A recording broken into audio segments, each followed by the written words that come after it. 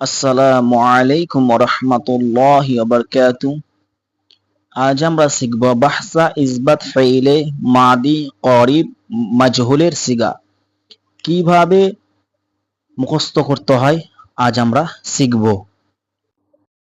তো কদ ফুইলা সে একজন পুরুষ এইমাত্র কৃত হয়েছে।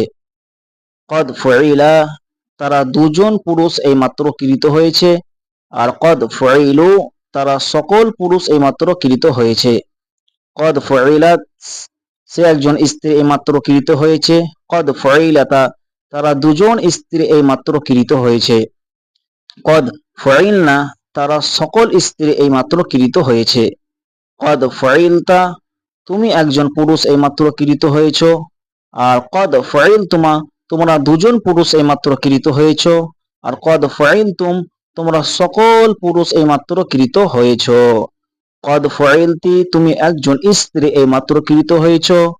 কদ ফুইলতুমা তোমরা দুজন স্ত্রী এইমাত্র কৃত হয়েছ।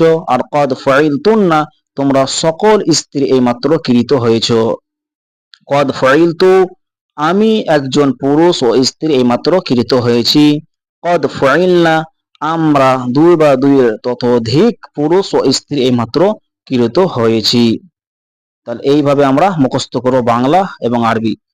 তাহলে কদ ফুইলা কদ ফুইলা কদ ফুইলু কদ ফুইলাত কদ ফুইলাতা কদ ফুইলনা কদ ফুইলতা কদ ফুইলতুমা কদ ফুইলতুম কদ ফুইলতি কদ ফুইলতুমা কদ ফুইলতুন্না কদ ফুইলতু কদ ফুইলনা কদ ফুইলা কদ ফুইলা কদ ফুইলু কদ ফুইলাত কদ ফুইলাতা কদ ফুইলনা কদ ফুইলতা কদ ফুইলতুমা কদ ফুইলতুম কদ ফুইলতি কদ ফুইলতুমা কদ ফুইলতুন্না আর কদ ফুইলতু কদ ফুইলনা।